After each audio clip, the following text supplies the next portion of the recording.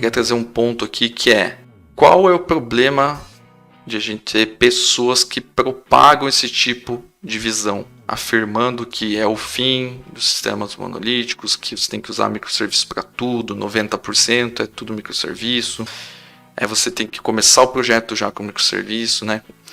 Qual que é o problema? Vocês acham que isso é nocivo ou não? Você acha que é só um blá blá blá? Ou que realmente tem algum problema nisso? Vou dizer para vocês que quando você vê uma pessoa num papel de um instrutor ou um especialista que aparece na internet, que se vende como tal, as pessoas tendem a levar tudo que é falado de uma forma muito séria. E isso acontece muito quando você está atingindo profissionais que estão em migração de carreira, profissionais que são iniciantes.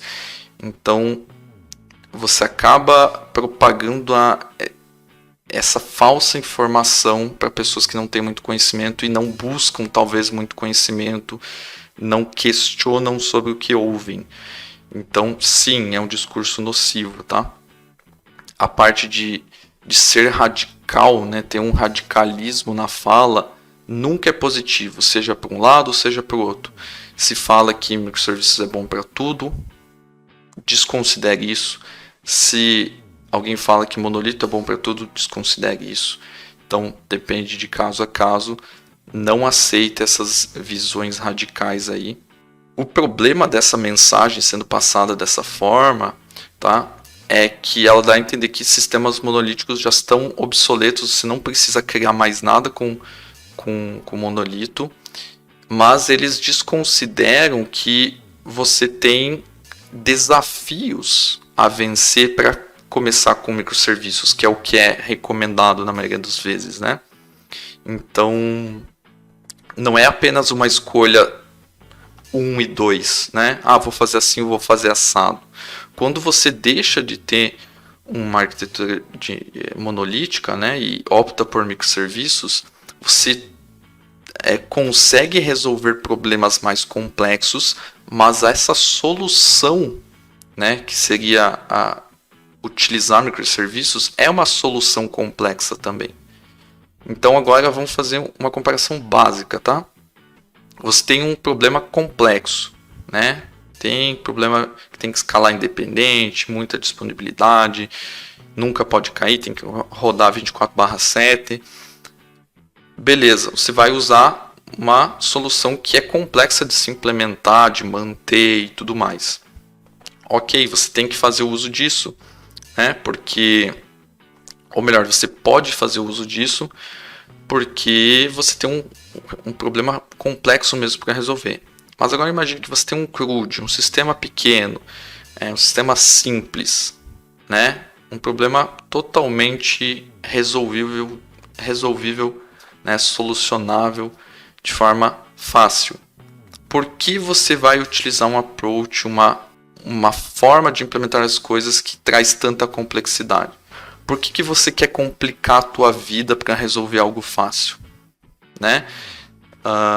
Por que você quer colocar uma roda quadrada lá no seu carro que anda tão bem com uma roda redonda, né? Ou quer inventar outro formato revolucionário ou mais no hype, sendo que você tem a solução simples para utilizar, né? Se a gente colocar na perspectiva de outra coisa da vida real, parece até uma escolha meio sem sentido, né? Uma escolha meio fora da casa, assim, né? Então, com certeza, você não quer complicar a sua vida, você quer entregar as suas coisas e manter esse sistema tranquilo aí, sem precisar complicar muito, né? Uma coisa que geralmente eu falo, que até o pessoal dá risada às vezes, é que você tem um problema, correto? E aí você tem que buscar alguma solução. Esse é o caminho natural, né? Você tem um problema e busca uma solução compatível com o problema que você tem, que foi o que eu acabei de falar, né? Você tem o simples, você vai buscar uma solução simples ou moderada para resolver aquele problema.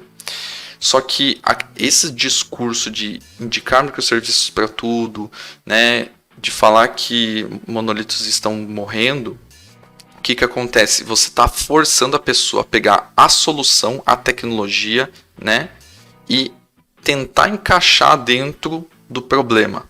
Sendo que é o caminho inverso que você tem que fazer. Né? Você tem que pegar o problema e ver qual solução é mais adequada. E não pegar a solução pronta, escolher ela de antemão e daí ver qual o problema que você tem. E falar, ah não, beleza, será que eu consigo resolver esse problema com essa solução aqui? Empurrando ela, forçando para ver se realmente eu consigo encaixar ela no meu problema? Esse é o caminho contrário, totalmente contraintuitivo, né? Então não faz nenhum sentido isso.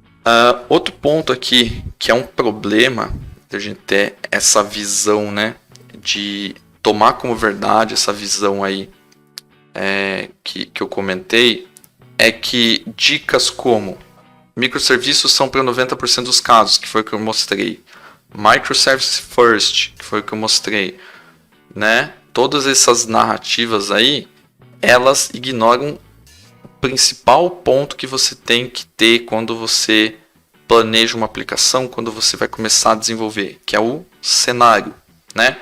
Por isso que o pessoal, os consultores sérios e tal, falam muito de cenário.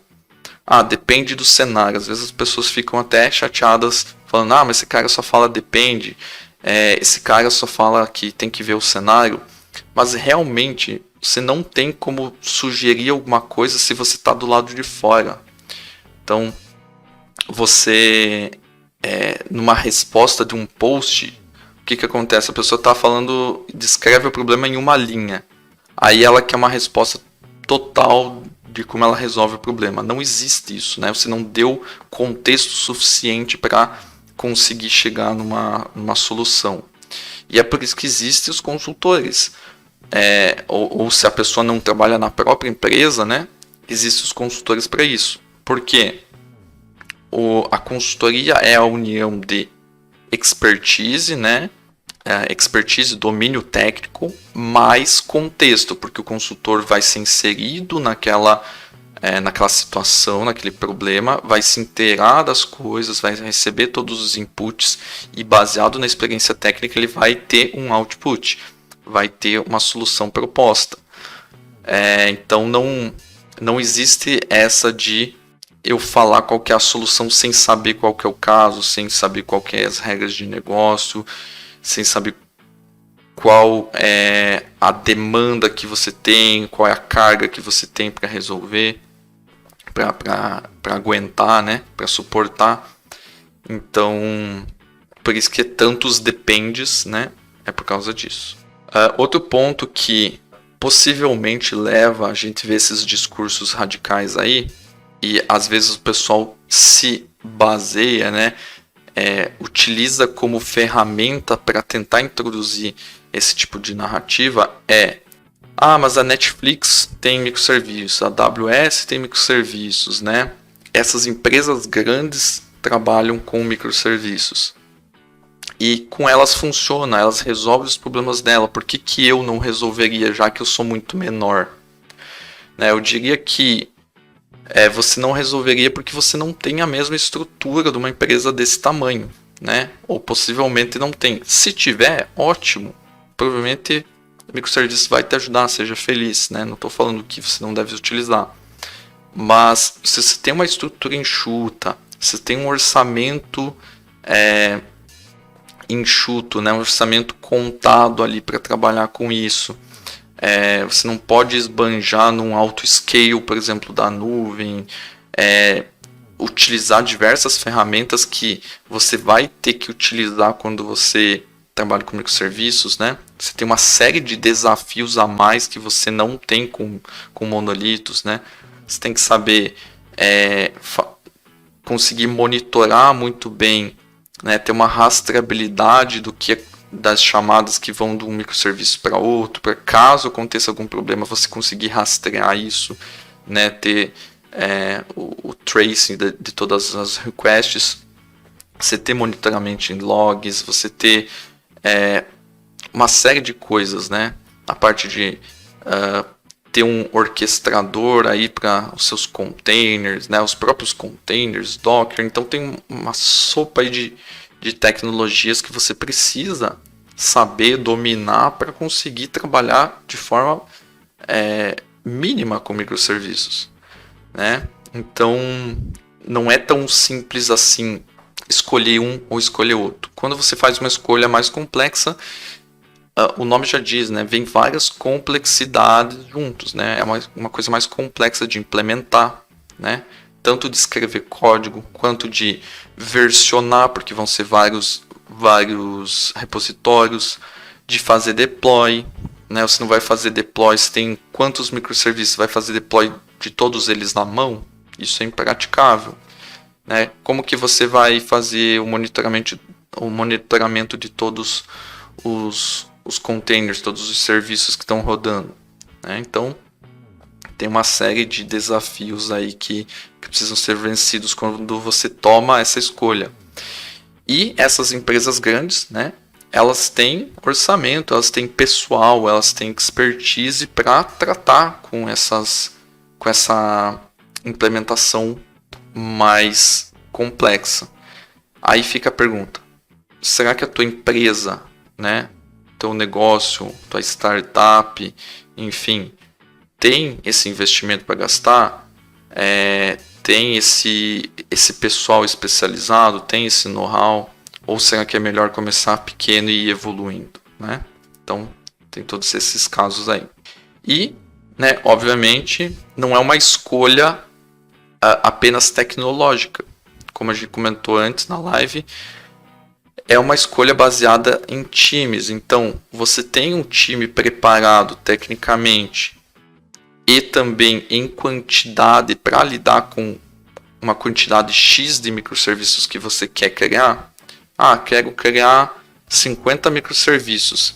Você tem uma equipe que consegue manter esses 50 microserviços, né? E mesmo que seja uma equipe só para manter tudo, você tem aquele lance de algo já está errado aí, né? Uma equipe só, um time só cuidando de 50 microserviços que provavelmente tem contextos diferentes, né? Lidam com coisas diferentes.